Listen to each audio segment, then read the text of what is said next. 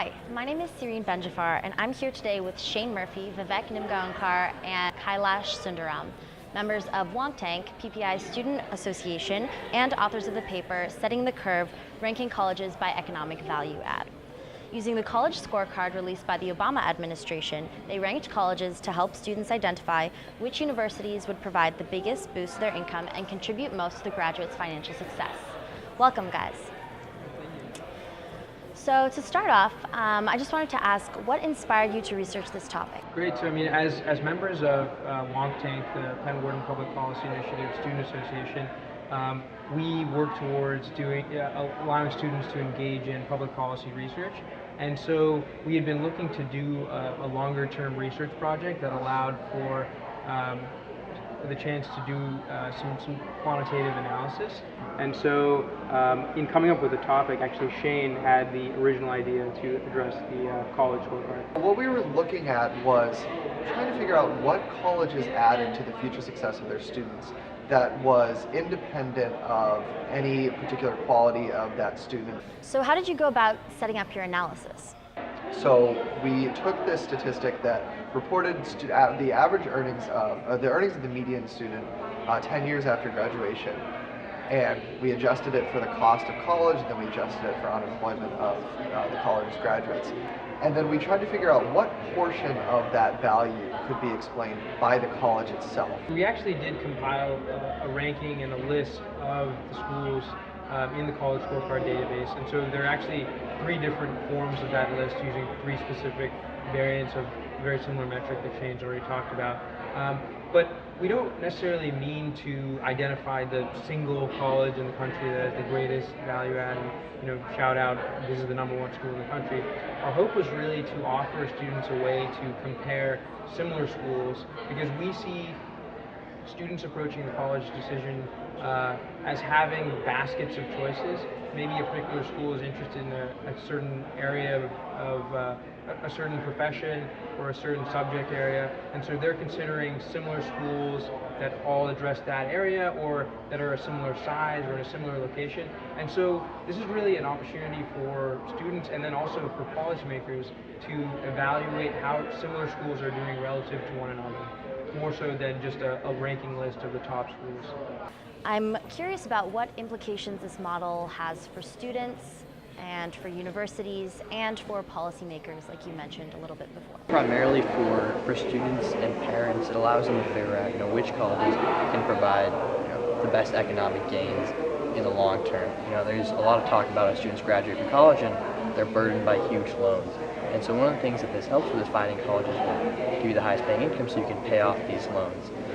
One of the things that actually I do think is a big advantage of our model is that we actually control for how much debt students take on by subtracting their the average loan repayment obligation from their anticipated future income. So our model, unlike some of the other research that's been done in this field, actually does penalize colleges. If your graduates are making $80,000 a year, but they're paying $20,000 a year back in loans, then you're not necessarily better off in a school where you're making $70,000 a year, but you graduated debt-free. Great. So I was curious a little bit about the finer details of your model, which is a good segue into asking about which variables did you find impacted the value add for each college most? There's a host of other variables that we included in the regression, obviously, and a number of them came up significant. And you see a lot of the demographics of the students, such as parents' income, or in some cases the racial background of the student. It was really important to find those effects in the regression because, one, it corroborates previous findings, but it also suggests that we are parsing out the individual background of the students, which makes the economic value add that we're finding for the schools maybe more reliable, and that's solely attributable to the school as opposed to the student's own intrinsic abilities. And so I think it was nice to be able to see some of these demographic variables come out and to be able to feel like we had parsed out those effects from the value add of the schools. I think I and a lot of others are wondering what's next for Wonk and what can we expect to see coming from this paper that you've produced. So just in this semester, working on a monetary and fiscal policy project, so you guys can expect something in that realm this semester.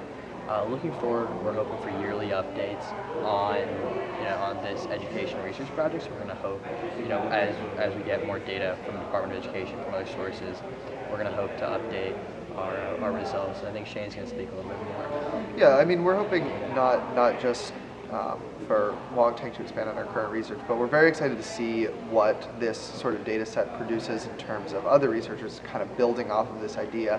I mean, measuring economic value add is something that we did, but it was also done by institutions like the Brookings Institute, The Economist. They also did their own projects, and while I think ours is different, it certainly indicates that there is a desire within the academic community to find ways to evaluate schools. And so in the future, we'd like to see future researchers maybe build on our research by perhaps incorporating additional data sets that plug the holes that the Department of Education data set has. Maybe finding more granular data surrounding particular variables that we included, such as demographics or major choice or whatever. We would like to see our results replicated, obviously, as more data comes out and sort of verified by future data, but we'd also like to see people parsing these questions and I mean, any research project leaves as many questions unanswered, more questions unanswered than it answers. And so certainly within the realm of things like state fixed effects, I'd be very interested to see future researchers tackle what exactly makes particular states more beneficial to attend college, and can we actually quantify those network effects? So certainly I think that there are a lot of areas for future research, and I'm very excited to see where this kind of field goes as more and more data is released. Yeah, I mean, I think that that's exactly where I think it'll be exciting to see the model and this type of project build forward.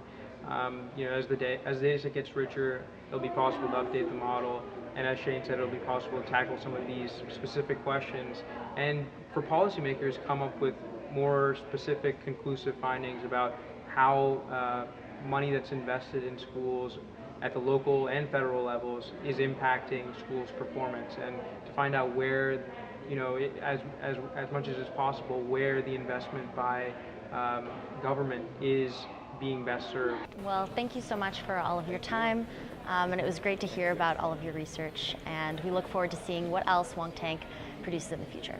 Thank you. Thank you.